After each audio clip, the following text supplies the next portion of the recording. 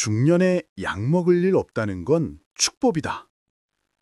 어제 아침 병원 앞을 지나다가 한 장면을 목격했습니다. 70줄로 보이는 할아버지가 약봉지를 여러 개 들고 나오셨습니다. 약국가 벤치에 앉아 한숨을 쉬시더니 봉지를 하나하나 펼쳐보셨습니다. 아침약, 점심약, 저녁약, 자기 전 약. 손가락으로 세어보니 한 끼에 먹는 약만 7알이 넘었습니다. 그 순간 할아버지가 중얼거리셨습니다. 약 먹는 게 밥 먹는 것보다 힘드네. 그 모습을 보며 가슴이 먹먹해졌습니다. 그리고 문득 깨달았습니다. 약 없이 살 수 있다는 것이 얼마나 큰 축복인지를. 집으로 돌아오는 길에 생각했습니다. 우리는 건강할 때는 그 소중함을 모릅니다. 아침에 눈을 뜨고 통증 없이 일어날 수 있다는 것, 약 없이도 하루를 시작할 수 있다는 것, 이 모든 것을 당연하게 여깁니다. 하지만 그것이 얼마나 대단한 일인지 아는 사람은 많지 않습니다. 혹시 여러분은 오늘 아침 몇 알의 약을 드셨나요?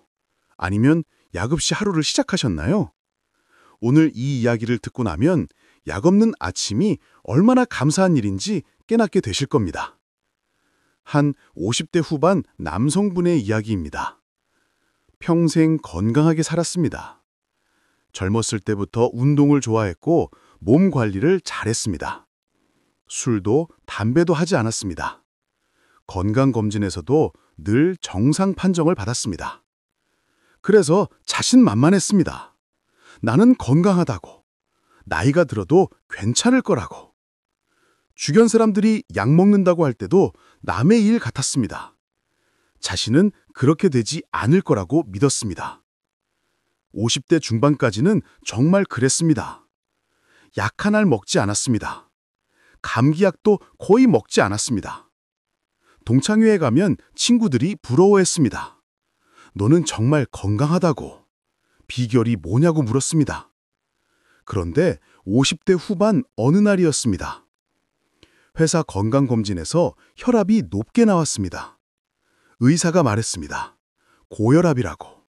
약을 먹어야 한다고. 청천벽력 같았습니다. 설마 했습니다. 재검사를 받았습니다. 하지만 결과는 같았습니다. 고혈압이 맞았습니다. 의사는 이제 나이가 있으니 당연하다고 했습니다. 평생 약을 먹어야 한다고 했습니다. 첫 처방전을 받아들고 약국에 갔습니다. 약사가 복용법을 설명했습니다. 아침 식후 1알, 매일 같은 시간에 먹으라고 했습니다. 약봉지를 받아드는 순간 묘한 감정이 들었습니다. 이제 나도 약을 먹는 사람이 되는구나. 건강한 사람이 아니라 환자가 되는구나. 받아들이기 힘들었습니다. 집으로 돌아와 약을 서랍에 넣어두고 며칠을 망설였습니다. 하지만 결국 먹기 시작했습니다. 첫날 아침 물과 함께 약을 삼켰습니다. 쓴 맛이 입안에 남았습니다. 이제부터 매일 이 맛을 봐야 한다는 게 서글펐습니다. 한 달이 지났습니다. 익숙해졌지만 여전히 거부감이 있었습니다. 아침마다 약통을 볼 때마다 한숨이 나왔습니다. 나는 더 이상 젊지 않구나. 늙어가는구나. 실감했습니다. 1년 후 당뇨까지 왔습니다. 혈당이 높다고 했습니다.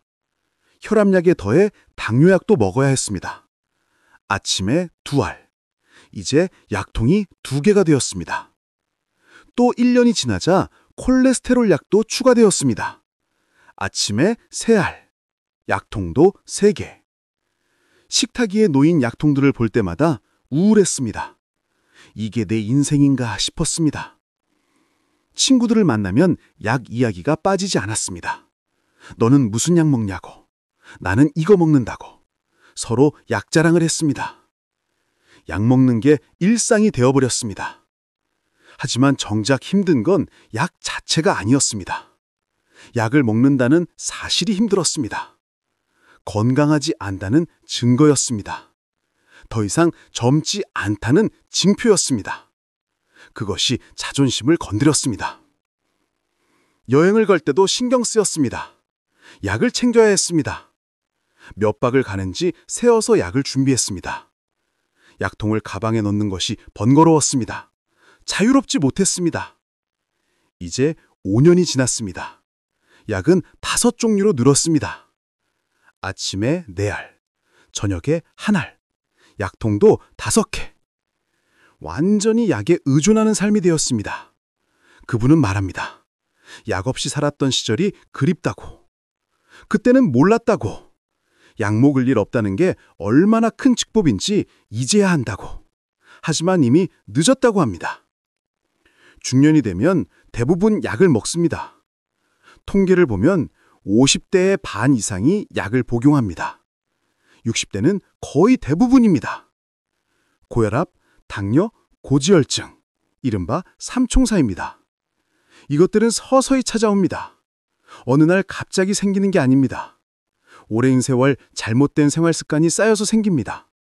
하지만 증상이 없어서 모릅니다. 건강검진에서 발견됩니다.